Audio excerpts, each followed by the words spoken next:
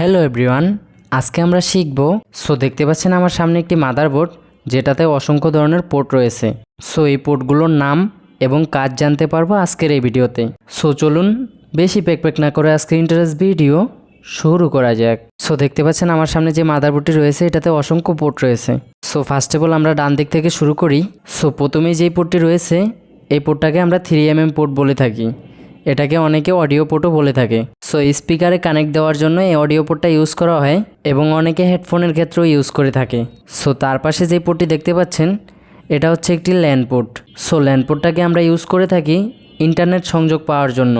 LAN পোর্টটা কি মাদারবোর্ডে connect হয়েছে না হয় নাই সেটা বোঝার জন্য দেখতে পাচ্ছেন উপরে দুই পাশে দুইটা ছোট ছোট লাইট দেওয়া আছে।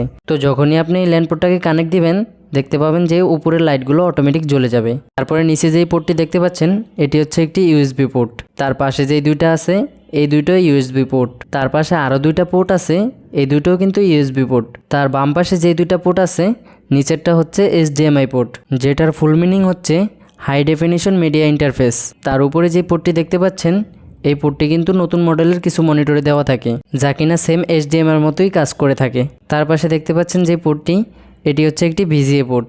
ভিজিএর ফুল মিনিং হচ্ছে ভিডিও গ্রাফিক্স অ্যারি।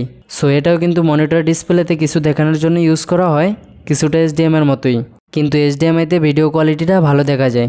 তার পাশেই যে পোর্টটি দেখতে পাচ্ছেন এটা হচ্ছে একটি PS2 পোর্ট, যেটার ফুল মিনিং হচ্ছে পার্সোনাল সিস্টেম 2। এই পোর্টটি কিন্তু আগের মডেলের কিবোর্ড মাউসের জন্য ইউজ করা হতো, কিন্তু এখনকার কিবোর্ড মাউসগুলো সব ইউএসবি সিস্টেম হওয়াতে এই পোর্টগুলো আর ইউজ করা হয় না। এখানে ইউএসবি পোর্টগুলো নিয়ে অনেকেই কনফিউজড হয়ে যায়, যে অনেকেই মনে করে হয়তোবা এখানে কিবোর্ডের জন্য আলাদা ইউএসবি দেওয়া আছে এবং মাউসের জন্য আলাদা ইউএসবি দেওয়া আছে, কিন্তু আসলে ব্যাপারটা মোটেও ওরকম না। আপনারা এখানে যে কোনো একটাতে কানেক্ট দিলেই হবে। যেমন মাউসের ক্ষেত্রে আপনারা এখানে দেখতে পাচ্ছেন যে 5টা পোর্ট আছে। এখানে 5টা পোর্টের মধ্যে আপনারা যে কোনো একটা পোর্টে মাউস কানেক্ট দিলেই মাউসটা অটোমেটিক কানেক্ট হয়ে যাবে।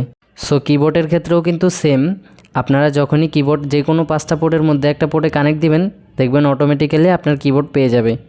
আজকের ভিডিও এখানেই শেষ করছি। এরকম নতুন আরও ইন্টারেস্টিং ভিডিও পেতে পেজটাকে অবশ্যই ফলো দিয়ে রাখবেন। আর পরবর্তী ভিডিও কী নিয়ে দেখতে চান তা অবশ্যই কমেন্টে বলে যাবেন।